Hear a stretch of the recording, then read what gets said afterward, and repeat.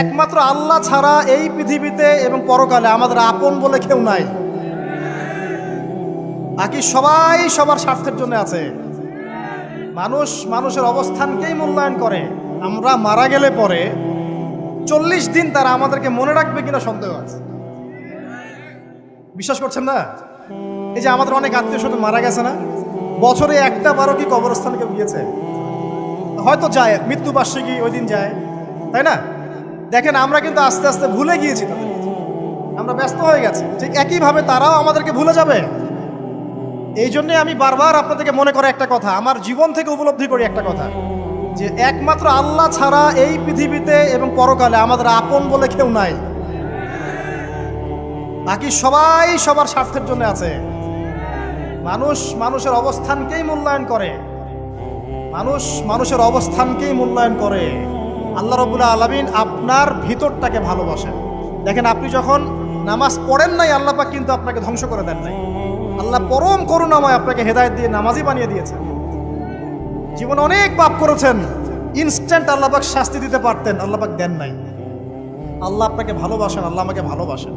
আল্লাহ পাকের এই ভালোবাসার ঋণটা শোধ করার জন্য হলেও নামাজি হয়ে যান, আল্লাহর পথে ফিরে আসেন, দিনের জন্য কিছু করেন, দিনের ফিকির করেন, পড়াশোনা করেন।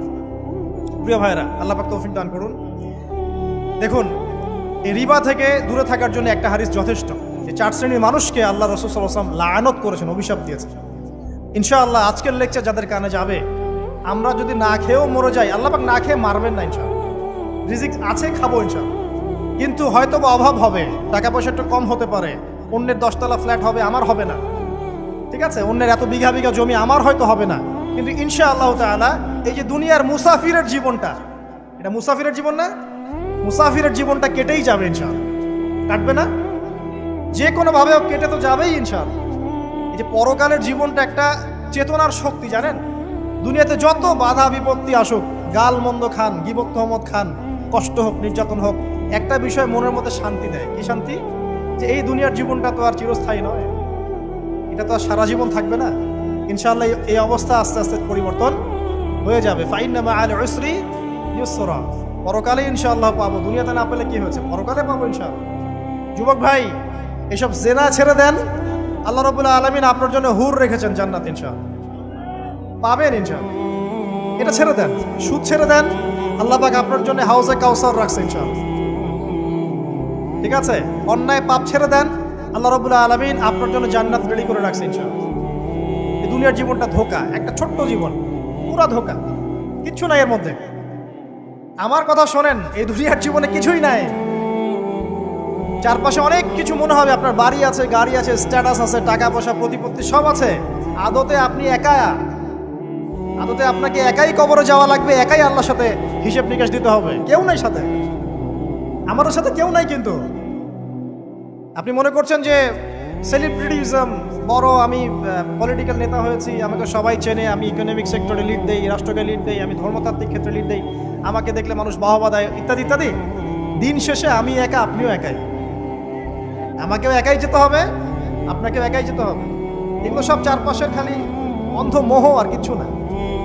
এই মোহের মধ্যে ঢুকে পড়বেন, আল্লাহ পাক তৌফিক ইনায়াত করুন। নবী সাল্লাল্লাহু আলাইহি ওয়াসাল্লাম বারবার বলতেন, আল্লাহুম্মা ইন্নী আউযু বিকা মিন ফিতনাতিদ দুনিয়া, বলতেন না? হে আল্লাহ, আমি এই দুনিয়ার ফিতনা থেকে তোমার কাছে আশ্রয় প্রার্থনা করছি। ওয়া ইন্নী আউযু বিকা মিন ফিতনাতিন নিসা, আমি মহিলাদের ফিতনা থেকেও আশ্রয় প্রার্থনা করছি। আরো দোয়া করতেন, আল্লাহুম্মা ইন্নী আউযু বিকা মিন আযাবিল কবর, হে আল্লাহ, আমি কবরের আযাব থেকে আশ্রয় প্রার্থনা করছি। ওয়া আযাবি জাহান্নাম, জাহান্নামের আযাব থেকে আশ্রয় প্রার্থনা করছি। ওয়া মিন ফিতনাতিল মাহইয়া ওয়াল মামাত, জীবন মৃত্যুর ফিতনা থেকে আশ্রয় প্রার্থনা করছি। ওয়া মিন শাররি ফিতনাতিল মাসিহিদ দাজ্জাল, এবং দাজ্জালের ফিতনা থেকে আশ্রয় প্রার্থনা করছি। দাজ্জালে পরে আসবো ইনশাআল্লাহ। দাজ্জাল নিয়ে আলোচনা করলে আবার কিছু মানুষ খারাজি ট্যাগ লাগাই দিতে পারে, ওই জন্য এদিকে আমি এখন যাচ্ছি না। হ্যাঁ, সামনে আসি। তো রিবার বিষয়টা বলছিলাম। আইয়ামে জাহিলিয়াতের যে সেই রিবা এখনকার বিশ্বে আছে কি নাই বলেন? ওই সময় না হয় মক্কায় ছিল, এখন কি সারা বিশ্বব্যাপী নাই? বিশ্বের কোনো কান্ট্রি রিবা মুক্ত না, বিশ্বের কোনো দেশ রিবা থেকে মুক্ত থাকতে পারবে না, এই বিশ্ব পরিচালনা যারা করছে ওদের আন্ডারে থাকলে। কখন হবে বিশ্ব রিবা মুক্ত? একদিন বিশ্ব রিবা মুক্ত হবে ইনশাআল্লাহ। একদিন না একদিন এই বিশ্বটা সুদমুক্ত হবে ইনশাআল্লাহু তাআলা। তখন জালেম পার পাবে না, মাজলুমের রক্ত শ্রম বৃথা যাবে না ইনশাআল্লাহ। কবে, কত বছর পর আমি জানি না, কিন্তু এতটুকু জানি যে মালহামার পরে যখন আল মাহদি আসবেন এবং তারপর যখন মাসিহুদ দাজ্জাল বের হবে এবং ঈসা ইবনে মারইয়ামকে আল্লাহ পাক নামিয়ে দিবেন, তার হাতে যখন দাজ্জাল নিহত হবে এবং জেরুজালেম থেকে যখন পুরো বিশ্ব শাসন করা হবে মুসলিমদের হাতে, তখন রিবা বলে কিচ্ছু থাকবে না পৃথিবীতে। তার আগ পর্যন্ত এই অবস্থা সলভ হবে কিনা আমরা জানি না, হতেও পারে না, ওই সময় যে হবে নিশ্চিত ইনশাআল্লাহ। আসুন, আইয়ামে জাহিলিয়াতের আরেকটা বড় পাপ ছিল যে এক ভাই বলেছেন, সেটা হচ্ছে নারীর অবমাননা। কে বলেছে এই কথাটা? সামনে একজন। হ্যাঁ, আইয়ামে জাহিলিয়াতের অন্যতম একটা সেরা পাপ ছিল কি? নারীর অবমাননা। এটা নিয়ে কি বলতে হবে? এখন ধর্মের মধ্যেও আমরা নারীদেরকে অবমাননা করছি। বহু নামাজি ব্যক্তি আছে আমাদের মধ্যে, দেখবেন বোনের সম্পত্তি দেয় নাই, মেয়েকে শিক্ষিত করতে যাচ্ছেন না। কেন যাচ্ছেন না? ওর কি অধিকার নাই শিক্ষার? আপনি কি জানেন যে আয়েশা রাদিয়াল্লাহু আনহার কাছে বহু সাহাবী হাদিসের তালিম নিয়েছেন, বহু হাদিস শিখিয়েছেন কে? মা আয়েশা রাদিয়াল্লাহু আনহা। তিনি যদি শিক্ষিত না হতেন শেখাতে পারতেন? তো মেয়েদের শিক্ষার দরকার আছে না?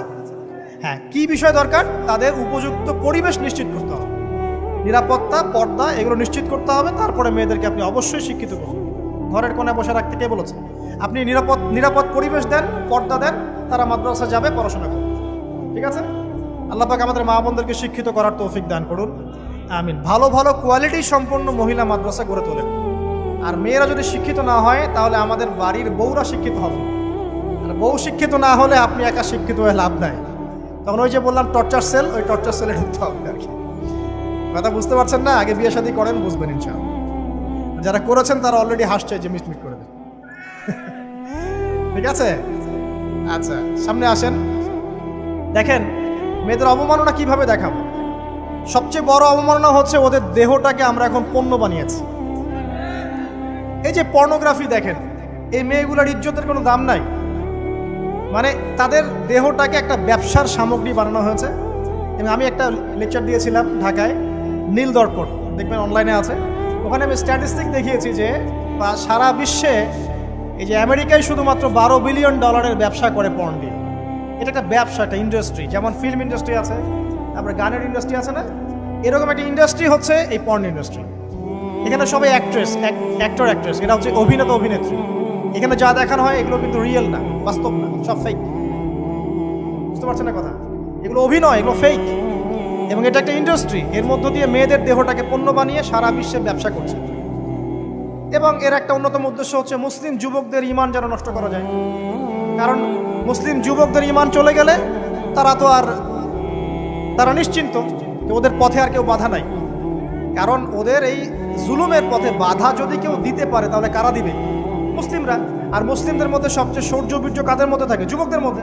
যুবকদের ঈমান যদি চলে যায় তাহলে এদের আর কোনো সমস্যা নাই। এই বিষয়টা খেয়াল করবেন যে এটা একটা ইন্ডাস্ট্রি। সো এখানে আমরা মেয়েদের দেহটাকে আমরা কি বানিয়েছি? পণ্য বানিয়ে দিয়েছি। আর এখন তো চলছে কাপড় খোলা সংস্কৃতি। প্রত্যেকটা সেক্টরে আপনি গিয়ে দেখবেন মেয়েদের ইজ্জত, সম্মান, আব্রুটাকে উন্মুক্ত করে এটাকে দিয়ে আমরা বিজনেস করছি। এটা একটা বিজনেস। এখানে সমাধান কি? সমাধান আয়েশা রাদিয়াল্লাহু আনহা। সমাধান কে? সমাধান ফাতিমা রাদিয়াল্লাহু আনহা। সমাধান কে? সমাধান খাদিজা রাদিয়াল্লাহু আনহা। আমাদের মা, আমাদের বোন, আমাদের স্ত্রীদেরকে তাদের মতো করে মানুষ করতে হবে, গড়ে তুলতে হবে ইনশাআল্লাহ। দেখবেন নারীর সত্যিকারের সম্মান নিশ্চিত হবে ইনশাআল্লাহ। ইসলাম কি কখনো বলেছে যে মেয়েরা কাজ করতে পারবে না, পড়াশোনা করতে পারবে না ইত্যাদি? এই নাস্তিকরা তো ঠুনকো যুক্তি দিয়ে আক্রমণ করে। কে বলেছে? সমস্যা। এমন ইসলামিক স্টেট আছে যেখানে একটা স্টুডিও, মনে করি স্টুডিও, ছবি তোলা হয়, কথার কথা, সেখানে সব কর্মী মহিলা, কোনো পুরুষ নাই। একটা মাদ্রাসা, সমস্ত কর্মী মহিলা, কোনো পুরুষ নাই। একটা স্কুল, সবাই মহিলা, কোনো পুরুষ নাই। ওখানে মেয়েরাই পড়ে, মেয়েরাই শেখায়। জায়েজ না জায়েজ বলেন? একটা নিরাপদ পরিবেশে যদি মেয়েরাই মেয়েদের দায়িত্ব নিয়ে পড়াশোনা করায়, ব্যবসা করে, অন্য কিছু করে, জায়েজ না জায়েজ? তাহলে পরিবেশ নিশ্চিত করাটা হচ্ছে চ্যালেঞ্জ। ইসলাম বলছে না যে আপনি তাকে একদম অজ্ঞ করে রেখে ঘরের কোণে ফেলায় রেখে দেন, তাকে আপনি পড়াশোনাও শেখাবেন না, সম্পত্তির অধিকারও দিবেন না, কিছুই না। এগুলো ইসলাম কখনো বলেনি। বলেছে? আরে বোকা মানুষ! রাসূলুল্লাহ সাল্লাল্লাহু আলাইহি ওয়াসাল্লামের সময় তো মহিলা সাহাবীরা উহুদের যুদ্ধ করেছে। কি শুনলেন? রাসূল সাল্লাল্লাহু আলাইহি ওয়াসাল্লামের সময় মহিলা সাহাবী উহুদের যুদ্ধও করেছে। উহুদের যুদ্ধের নাম শুনেছেন? ওখানে মহিলা সাহাবীও ছিল তীরন্দাজ। তাহলে মহিলাটা কি করে নাই নবীর যুগে? খাদিজা রাদিয়াল্লাহু আনহা যত বড় ব্যবসায়ী ছিলেন, এখন এত বড় ব্যবসায়ী পাবেন? কোন মেয়ে আছে এত বড় ব্যবসায়ী? উসমান রাদিয়াল্লাহু আনহু যত বড় বিজনেসম্যান ছিলেন, এখন এত বড় বিজনেসম্যান আছে? তো কি ছিল না সেই স্বর্ণ যুগে? ওই স্বর্ণ যুগের সুন্নতি আমাদেরকে আমল করতে হবে। আল্লাহ পাক তৌফিক এনায়েত করুন, আমিন। প্রিয় মা ও বোনেরা, পর্দা ছাড়বেন না। আপনাদের জন্য 4টা কাজ: স্বামীর আনুগত্য করা, লজ্জাস্থানের হেফাজত করা, আপনার 5 ওয়াক্ত সালাত ঠিকঠাক মতো আদায় করা এবং রমজান মাসে সওম রাখা। নবীজি বলেছেন সাল্লাল্লাহু আলাইহি ওয়াসাল্লাম, জান্নাতের যে কোনো দরজা দিয়ে ইচ্ছা আপনি প্রবেশ করতে পারবেন। আপনার জন্য সহজ। আর স্বামীর আনুগত্য বলতে আমি বুঝাইনি স্বামীর দাসত্ব করতে হবে, এটা বলিনি। এখনকার কিছু ফ্যামিলিস্ট মেয়ে আছে, ওরা আনুগত্য শব্দ মনে হয় যে দাসত্ব বলে। আনুগত্য দাসত্ব এক জিনিস না। আনুগত্য কি? স্বামী কোরআন সুন্নাহর অনুকূলে কোনো কথা বলেছে, আপনি মানবেন। স্বামী বলছে পর্দা করো, তোমাকে ভালোবেসে বলছি তুমি পর্দা করো, তুমি আমার অনেক প্রিয় একজন মানুষ, তুমি বেপর্দায় বাইরে যাবা, লোকজন দেখবে, কেমন হয়? ঠিক আছে, তোমাকে তো আমিই বিয়ে করেছি, তুমি আমার, মানুষ তোমাকে দেখবে কেন? ঠিক আছে, তো এখন স্বামী ভালো কথা বলেছে, আপনি শুনলেন, এটা আনুগত্য। আর ওই স্বামী যদি বলে আসো তো আমার কলিগরা এসেছে, ওকে খাবার সার্ভ করতে হবে, আসো খাবারটা পরিবেশন করো, এখন আপনি বেপর্দা হয়ে আপনার স্বামীর কলিগের সামনে খাবার পরিবেশন করতে শুরু করবেন, এটা কি আনুগত্য করতে হবে? এটা তখন আপনি আনুগত্য করবেন না। সিম্পল, কোরআন সুন্নাহর অনুগত কাজে আপনি স্বামীর আনুগত্য করবেন, বিপরীতে গেলে আপনি করবেন না। স্বামীর আনুগত্য মানে স্বামীর দাসত্ব নয়। আর এই হাদিসটা আপনি কেন ভুলে যান যে আল্লাহ রাসূল সাল্লাল্লাহু আলাইহি ওয়াসাল্লাম বলেছেন আল্লাহ ছাড়া যদি কাউকে সেজদা করা যেত, সম্মান বুঝাচ্ছেন, আল্লাহ ছাড়া যদি কাউকে সেজদা করা জায়েজ হতো, আমি মেয়েদেরকে বলতাম যেন স্বামীকে সেজদা করে। কেন? কারণ আপনাকে রেসপন্সিবিলিটি, আপনার খাবার, আপনার ফুড, আপনার শেল্টার, আপনার মানে পুরো দায় দায়িত্ব নিজের হাড় ভাঙা পরিশ্রম দিয়ে, জীবনের ঝুঁকি নিয়ে স্বামী আপনার জন্য করে। সে আপনার সম্মান পাওয়ার যোগ্য তো? সে কি আপনার সম্মান পাওয়ার যোগ্য নয়? আপনি যদি সম্মানের হক আদায় না করতে পারেন তাহলে আপনি অকৃতজ্ঞ। আর অকৃতজ্ঞ মেয়ে কখনো জান্নাতে যাবে? একটা হাদিসে আছে বেশিরভাগ মেয়ে জাহান্নামে যাওয়ার অন্যতম কারণ হচ্ছে তারা স্বামীর সাথে কুফরি করে। কি করে? মানে সারা জীবন স্বামী ভালোবেসে যায়, ভরণ পোষণ দিয়ে যায়, সব চাহিদা পূরণ করে যায়, একদিন দেখবেন কথা কাটাকাটি হয়েছে, ওই দিন বলে বসবে যে তোমার কাছে আমি কিচ্ছু পাই না। এই যে কুফরি, এই কারণে তারা জাহান্নামে যেতে পারে বেশি। আল্লাহ হেফাজত করবে। আরেকটা কারণ হচ্ছে যে বেপর্দা। আপনাকে 4টা মূলনীতি ফলো করতে হবে। 1, এমন কোনো পোশাক পরবেন না যে পোশাকটা আটো সাটো, যেটা পরলে আপনার গায়ের কাঠামো বোঝা যায়। এটা বোরখা হলেও পরা যাবে না। আমি কি বুঝাতে পারছি? ডিজিটাল বোরখা দেখেন নাই? দেখছেন? মাশাআল্লাহ। আর কারা কারা দেখছেন? এদিকে চোখ বেশি যায় না? আচ্ছা, এমনি দেখা যায়, চোখ দিতে হয় না, এমনি দেখা যায়। ডিজিটাল বোরখা চলবে না, ডিজিটাল বোরখা চলবে না। আমার মত, এটা আমি মত দিচ্ছি, আমি আল্লাহর রাস্তায় সময় দিয়েছি অনেক দিন, এবং এখানে যে পর্দাটা শেখানো হয় এরকম পর্দা আমি অন্য কোথাও দেখিনি। এত চমৎকার পর্দা শেখানো হয়। কারা কারা সময় লাগিয়েছেন? 3 দিন 7 দিন সময় দিয়েছেন কারা কারা? বেশিরভাগই দেন নাই। সমস্যা নাই, দিতে হবে, আমি বাধ্যতামূলক বলিনি আপনাকে। বলেছি এখানে পর্দা শেখানো হয়, চমৎকার পর্দা শেখানো হয়, যে এখানে চোখটা পর্যন্ত তাদের ঢেকে রাখার তালিম দেওয়া হয়। যাই হোক, যেখানেই শেখেন, অ্যাটলিস্ট পর্দাটা শিখলেই হলো। এমন পোশাক হবে না যেই পোশাকটা আটো সাটো, যেটা পরে আপনার গায়ের কাঠামো বোঝা যায়। 2 নম্বরে এমন পোশাক পরা যাবে না যেই পোশাকটা পরলে বাহির থেকে ভিতরের অঙ্গ দেখা যায়। দেখেছেন? দেখেন নাই? দেখছেন হুজুর? আচ্ছা, আপনারা তো সব দেখেন দেখি। তারপরে 3 নাম্বার, এমন পোশাক পরা যাবে না যেটা অমুসলিমদের সাথে সাদৃশ্য আছে। কথা বুঝতে পারছেন? অমুসলিমদের ধর্মীয় বিষয়ের সাথে সাদৃশ্য আছে এমন পোশাক মুসলিম মেয়েদের পরা যাবে না। এর মানে এই নয় যে অন্য ধর্মকে আপনি আক্রমণ করবেন, এটাও নয়। যে যার ধর্ম তাদের স্বাধীনতা মতো পালন করবে। মুসলিমরা বাধা দিবে না। মুসলিমরা দাওয়াত দিতে পারে। কি করতে পারে? দাওয়াত দিতে পারে যে ভাই, যে লা ইলাহা ইল্লাল্লাহর কনসেপ্ট আপনাকে বুঝাচ্ছি, আল্লাহ ছাড়া কোনো মাবুদ নাই, মুহাম্মদ সাল্লাল্লাহু আলাইহি ওয়াসাল্লাম সর্বশেষ রাসূল, এই কোরআন পড়ুন, হাদিস পড়ুন, দেখুন এটাই হচ্ছে মানবতার মুক্তির সনদ। এরপর যদি সে ইসলাম কবুল করে আলহামদুলিল্লাহ, যদি না করে এর হিসাব কে দিবে? সে নিজে দিবে। এর হিসাব কি আমাকে দেওয়া লাগবে? দেওয়া লাগবে না। তো অমুসলিমদের সাথে সাদৃশ্য আছে এমন পোশাক চলবে না। আর 4 হচ্ছে পুরুষরা মেয়েদের পোশাক পরতে পারবে না, মেয়েরা পুরুষদের পোশাক পরতে পারবে না। জি, আপনাদেরকেই বলছি, আপনারা জিন্স পরতে পারবেন না, মেয়েদেরকে বলছি, এবং টি শার্ট পরতে পারবেন না। আপনারা ওই যে যা ইচ্ছা তাই ড্রেস পরে বলবেন যে 1000 বছরের সভ্যতা সংস্কৃতি, এসব বাজে কথা চলবে না এখানে। এটা 1000 বছরে কোনোদিনও আমাদের দাদা নানিরা এগুলা কখনো পরে নাই। পড়ছে? আপনার দাদি কখনো ওইরকম পরছিল শাড়ি?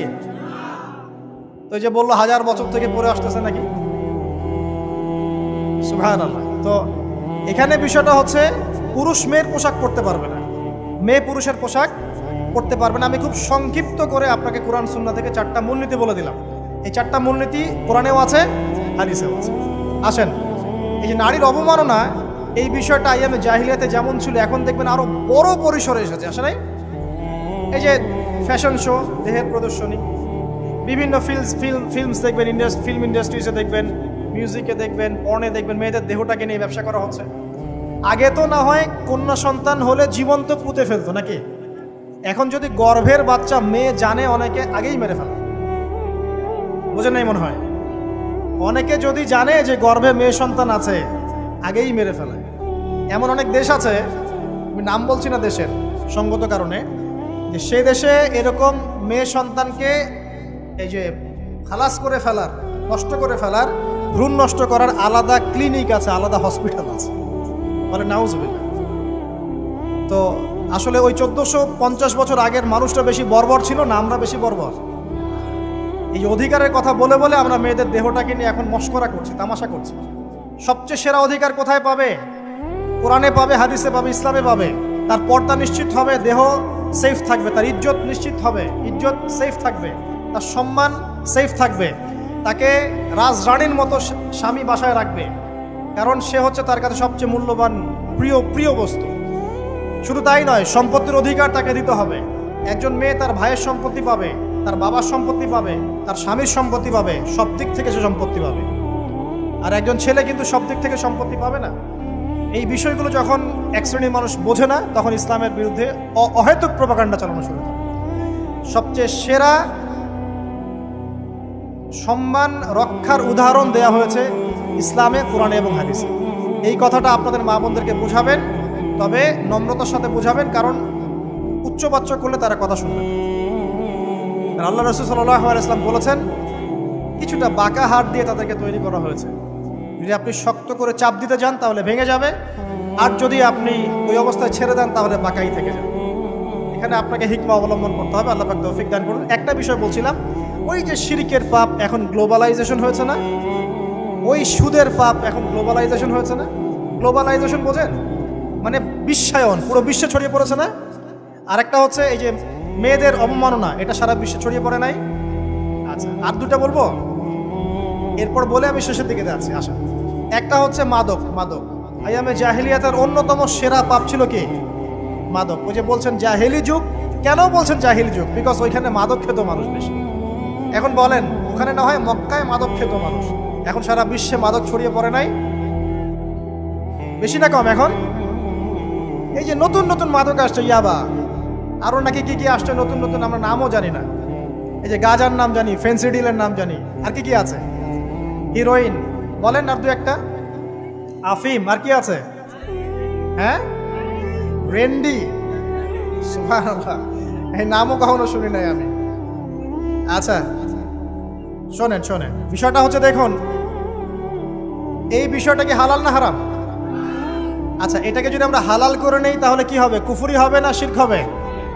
শিরক কুফর দুটোই হচ্ছে। কিন্তু এখন মক্কার কিছু মানুষ মাদক খেয়েছে বুঝলাম, আল্লাহ রাব্বুল আলামিন ধাপে ধাপে এখান থেকে বের করেছেন। প্রথমে বলেছেন মদ খেয়ে নামাজের ধার কাছে যেও না। হ্যাঁ, তারপরে বলেছেন এই যে মাদকে কিছুটা উপকার আছে কিন্তু বেশি ক্ষতি। তারপর বলেছেন খেয়ে নামাজের কাছে যেও না। তারপর ধাপে ধাপে শেষের দিকে এসে আল্লাহ পাক বলেছেন যে এটাকে ছেড়ে দাও। সূরা মাইদায় পড়ে দেখেন, এটা শয়তানের কাজ। তখন সাহাবায়ে কেরাম রাদিয়াল্লাহু আনহুম পুরোপুরি মাদক থেকে নিজেদেরকে মুক্ত করলেন। এরপরে কি কখনো তারা মাদক ছুঁয়েও দেখেছেন? বরং মাদকদ্রব্য সেবন করলে 40টা লাঠি বেত্রাঘাত করতে হয় ইসলামিক শাস্তি। কয়টা লাঠি? আর উমর রাদিয়াল্লাহু আনহুর সময়ে 40 লাঠিকে বাড়িয়ে 80 লাঠি করা হয়েছে। কত লাঠি? 80 লাঠি। কিন্তু আরো একটা পাপের শাস্তি আছে, বলবো? অপবাদ। এখন যেটা বেশি দেওয়া হয়, অপবাদ, মিথ্যা অপবাদ, সতী সাদী নারীর উপরে মিথ্যা অপবাদ, এর শাস্তি হচ্ছে 80 লাঠি। আবার 100 লাঠির শাস্তি আছে, 100 লাঠি। এটা কিসের জানেন? জিনা। জিনা এই যে যারা করছেন, এর শাস্তি হচ্ছে 100 লাঠি। তাও জনসমক্ষে দিতে হবে, গোপনে না। আর 1 বছরের জন্য এলাকা ছাড়া করতে হবে। রজম একটা শাস্তি আছে, রজম। এটা কি? রজম মানে পাথর নিক্ষেপ করে হত্যা। এটা তো বর্বর, তাই না? অমানবিক, মধ্যযুগীয়। এসব কথা শুনছেন না? শোনেন, কিছু কিছু বিষয় আছে যে বিষয়গুলো করার পরে এই পৃথিবীতে মানুষ বেঁচে থাকার অধিকারটা হারিয়ে ফেলে। কথা বুঝতে পারছেন না? কিছু কিছু পাপ আছে, এগুলো করলে পরে মানুষ এই পৃথিবীতে বেঁচে থাকার অধিকারটা হারায় ফেলে। যেমন কোনো বিবাহিত ব্যক্তি যদি জেনা করে, নাউজুবিল্লাহ, কোনো ছেলে যদি কোনো ছেলের সাথে যৌন সম্পর্ক করে, সমকামী করে, বা এটাকে যেটা গে মানে যেটা কি বলে, সমকামিতা, ঠিক আছে, এই কাজ যদি কেউ করে, নোংরা কাজ যদি কেউ করে, কোনো মেয়ে যদি কোনো মেয়ের সাথে এরকম কোনো কাজ করে, একই পাপ। এইসব পাপ করলে পরে এই পৃথিবীতে বেঁচে থাকার অধিকারটা সে হারিয়ে ফেলে। কথা কি বুঝতে পারছেন? আচ্ছা, তখন শাস্তি হচ্ছে আল্লাহ রাব্বুল আলামিন পাথর নিক্ষেপ করে হত্যা করতে বলেছেন। কারণ হচ্ছে সে এত গর্হিত একটা কাজ করেছে যেটা এই শাস্তি পাওয়ার সম্পূর্ণ যোগ্য। এবং কওমে লূত নামে যে কওম ছিল, ওই কওমটাকে আসমানে উঠিয়ে আল্লাহ পাক পাথর বর্ষণ করে এভাবেই শেষ করে দিয়েছে। জর্ডান একটা দেশ আছে না, জর্ডান, জর্ডানের পাশে ডেড সি নামে একটা জায়গা আছে, ডেড সি, মৃত সাগর। ওইখানে সাদুম নামে একটা গোত্র থাকতো। কোন গোত্র? সাদুম। ওই সাদুম গোত্র এরকম সমকামী ছিল। আল্লাহ রাব্বুল আলামিন লূত আলাইহিস সালামকে পাঠিয়েছিলেন, তারা হেদায়েতের বাণী শোনে নাই। আল্লাহ পাক ওদেরকে আসমানে উঠিয়ে পাথর নিক্ষেপ করে উল্টা দিকে দাফন করে দিয়েছে। কিছু কিছু পাপ আল্লাহ পাক সহ্য করেন না, আল্লাহ পাকের আরশ কেঁপে ওঠে। এই পাপগুলো সেরকম পাপ। কথা বুঝতে পারছেন? তো এই যে জিনা, পর্নোগ্রাফি, ব্যভিচার, পরকে, এগুলোর মধ্য দিয়ে আমরা নারীর অবমাননা করছি না? এবং ধর্মের মাধ্যমে মাঝে মাঝে করছি, যখন আমরা ধর্মের নামে মেয়েদের অধিকার দিচ্ছি না। অনেকেই সম্পত্তির অধিকার দিচ্ছেন না, অনেকেই শিক্ষিত করছেন না, অনেকেই আরো যৌতুক নিচ্ছেন না, যৌতুক নিচ্ছেন না অনেকেই। যে বিয়ের সময় যৌতুক নেয়, এটা তো মেয়ের উপর, মেয়ের পিতার উপর টর্চার করা, সম্পূর্ণ হারাম, সম্পূর্ণ হারাম। তারপরে দেখবেন, রিপোর্টগুলো পড়ে দেখবেন যে এই বছর 2000 কত, এটা 22, এই 22-এই গভর্নমেন্ট রিপোর্ট অনুযায়ী নিবন্ধিত প্রায় 1339টা ধর্ষণের মামলা হয়েছে। তো এটা এখন অ্যাভেলেবল, যে কোনো সব জায়গায় ধর্ষণ হচ্ছে, এখন অ্যাভেলেবল। মানুষ এটাকে স্বাভাবিক মনে করছে, এখন নর্মাল, নর্মাল ধর্ষণ হতেই পারে, মানুষ এখন এমন মনে করছে। প্রত্যেক দিন পেপার খুলবেন, দেখবেন রেপের খবর, প্রত্যেক দিন খবর শুনবেন ধর্ষণের খবর। আর সব খবর তো আসে না, আসে হয়তো 10%, 20%, 30%, বেশিরভাগই আসে না। এলাকায় মোড়ে মোড়ে দেখবেন, গ্রামে গঞ্জে শহরে বন্দরে খালি ইফটিজিং, ইফটিজিং দেখবেন, খালি ইফটিজিং। মেয়েদেরকে যৌন হয়রানি করা হচ্ছে, বাসে, অটোতে, টেম্পুতে, সব জায়গায়। বাসের মধ্যে মেয়েকে রেপ করে ফেলা হচ্ছে। একটা বাচ্চা মেয়ে যে বোঝেও না যে সেক্সুয়াল বিষয়গুলো কি জিনিস, ওকেও রেপ করা হচ্ছে। এই যে মহামারী, আপনি তো বুঝতে পারছেন না যে আমরা কোন সমাজে আছি। এই সমাজে আপনার মেয়ে তো সেফ না, আমার মেয়ে তো সেফ না। আমার মেয়ে, আপনার মেয়ের ভবিষ্যৎ কি হবে, এর ভবিষ্যতের নিশ্চয়তা কে দিবে? আপনার মেয়ের ইজ্জতের ভবিষ্যতের নিশ্চয়তা কে দিবে? এই নিশ্চয়তা দেওয়ার মতো মানুষ কোথায়, নেতা কোথায়? কারো ঘরের স্ত্রী, কারো ঘরের বোন, কারো ঘরের মেয়ে এখন সেফ না। যে কোনো জায়গায়, যে কোনো বাসে, ট্রাকে, ট্রেনে, অটোতে, সব জায়গায় হতে পারে। আর এগুলোকে আমরা প্রমোট করছি, এখন নগ্নতাকে প্রমোট করছি, পর্নকে প্রমোট করছি। এই নগ্নতা, পর্ন, এসব দিয়ে মানুষের মাথাটাকে পুরো জানোয়ার বানিয়ে ফেলা হয়েছে। পর্ন দেখাতে দেখাতে ছেলেদের মাথাটাকে জানোয়ার, পশু বানিয়ে ফেলা হয়েছে। এরা এখন বোঝে না যে মেয়ে কি জিনিস, মা কি জিনিস, বোন কি জিনিস, তাও বোঝে না। ভাই বোনের সাথে জেনা করেছে, চাচাতো বোন চাচাতো ভাইয়ের সাথে জেনা করছে, চাচাতো ভাই ফুফাতো বোনের সাথে জেনা করছে। রংপুরের খবর শুনলাম যে মায়ের সাথে ছেলেও জেনা করেছে। এগুলো কেন হচ্ছে? এই মহামারী কেন হচ্ছে? কি সমাধান দিবে? সমাধান ইসলামে ছিল, আমরা নেই নাই। সমাধান হচ্ছে, প্রথম সমাধান অশ্লীলতার মহামারী বন্ধ করতে হবে, পর্দা নিশ্চিত করতে হবে, পর্নোগ্রাফির সমস্ত সাইটগুলো বন্ধ করে ফেলতে হবে। আজকের নিউজ দেখেছি আমি, এটা আমি ধন্যবাদ জানাই বাংলাদেশ গভর্নমেন্টের যে তথ্য প্রযুক্তির যে সেন্টার আছে, প্রায় 26,000 পর্ন সাইট তারা বন্ধ করে দিয়েছে, আলহামদুলিল্লাহ। তো কথা বললে তো কাজ হবে, কথা না বললে কাজ হবে কিভাবে? 26,000 পর্ন সাইট তারা বন্ধ করে দিয়েছে। যখন সমাজের মানুষ পর্ন দেখতে দেখতে পশু হয়ে গেছে, আপনি বাইরে এই যে আলখাল্লা টুপি দাঁড়িয়ে পরে ঘুরলে লাভ আছে? ভিতর থেকে তো আপনি পশু। দেখবেন মসজিদ ইমাম সাহেব নামাজ পড়তে এসেছে, বাসায় পর্ন দেখে আসছে, নামাজে কোনো মনোযোগ নাই। দেখবেন টাপাটাপ নামাজ পড়ছে, কোনো মনোযোগই নাই, পর্ন দেখে। ইমানের আলোচনা করবেন, খুব লাফালাফি করলো, 2 দিন পর দেখবেন কোনো খবর নাই, পর্ন দেখতে দেখতে ভিতরটা শেষ, ড্যামেজ। পর্নোগ্রাফিতে যে একবার আসক্ত হয়েছে, তার মধ্যে ইমানের কোনো তেজই থাকবে না, কোনো তেজ থাকবে না। এখন আলেম জালেম সবার ফোনে ফোনে দেখবেন পর্ন চলে আসতেছে, কেউ দেখতে না চাইলেও তাকে দেখতে বাধ্য করা হচ্ছে। ফেসবুকে ঢুকবেন, নগ্ন দৃশ্য। এই নগ্নতা দিয়ে, এই পর্নোগ্রাফি দিয়ে, এই যে মিডিয়ার মধ্যে দিয়ে প্রমোটিংটা দিয়ে ব্যভিচার ছড়িয়ে দেয়া, জেনা ছড়িয়ে দেয়া, অশ্লীলতা ছড়িয়ে দেয়া, পরকীয়া ছড়িয়ে দেয়, এর মধ্য দিয়ে নারীর সম্মান, দেহ, ইজ্জতকে আমরা এখন রাস্তার সাথে মিশিয়ে দিয়েছি। কিসের অধিকারের কথা বলছে? কিসের নারী অধিকারের কথা বলছে? খালি ডিগ্রি সার্টিফিকেট অর্জন করতে পারলেই অধিকার হয়? আমার তো ইজ্জতই ঠিক থাকলো না, আমার অধিকার কোথায় থাকলো? একটা সার্টিফিকেট অর্জন করার জন্য কলেজের মেয়েদেরকে বড় বড় নেতার বেডরুমে ঢুকানো হচ্ছে, দেখেন নাই? তো একটা সার্টিফিকেট অর্জন করতেই হবে আমাকে, নিজের ইজ্জত বিক্রি করে দিয়ে হলেও আমার সার্টিফিকেট অর্জন করতেই হবে। লাথি মারি এসব পড়াশোনার পিছনে, দরকার নেই আমার পড়াশোনা। করছে বাসায়, এলাকায় এলাকায় মহিলা মাদ্রাসা করেন, মাদ্রাসায় মেয়েদেরকে পড়ান। আমি খুব দুঃখের সাথে বলছি, অনেক মাদ্রাসাতেও এরকম ঘটনা কিন্তু ঘটেছে না? এখানে একটা কথা আমরা পরিষ্কার করতে চাই, সেটা হলো যে পাপী, রেপি, ধর্ষণী, সে আলেম করুক আর জালেম করুক, ইমাম করুক আর জালেম করুক, ফাসেক করুক, সবাইকে সমান শাস্তি নিশ্চিত করতে হবে। আর শাস্তি হবে দৃষ্টান্তমূলক, যেন আরো 10 জন দেখে শিক্ষা নেয়। ওই যে ইসলামে আছে না, হাত কেটে ফেলা, কি কারণে বলেন তো? কারণ সবাই যখন দেখবে এই যে খুঁটির সাথে বেঁধে একটা চোরের হাত কেটে ফেলা হয়েছে, এলাকার সব মানুষ দেখেছে, চুরি বাড়বে না কমবে? নিশ্চিত চুরি কমে যাবে ইনশাআল্লাহ। তো এই যে নারীর অবমাননার ওই যুগের চেয়ে এই যুগে বেশি না কম? আপনি ভালো করে আল্লাহর নূর দিয়ে দেখেন। আমি প্রথমে বলেছি, শুধু বাইরের চোখ দিয়ে দেখলে সব বুঝতে পারবেন না। আল্লাহ পাকে নূর দিয়ে দেখেন, কোরআন সুন্নাহর গভীর জ্ঞান দিয়ে দেখেন, দেখবেন ওই জাহিলিয়াতের চেয়ে 1000 গুণ বেশি জাহিলিয়াত এখনকার বিশ্বে চলছে। আল্লাহ পাক আমাদের মা বোনদের ইজ্জত হেফাজত করুন, তাদের সম্মান হেফাজত করুন। আমরা দোয়া করি আল্লাহ পাক তাদেরকে উচ্চশিক্ষায় শিক্ষিত করুন, নিরাপত্তা নিশ্চিত করুন।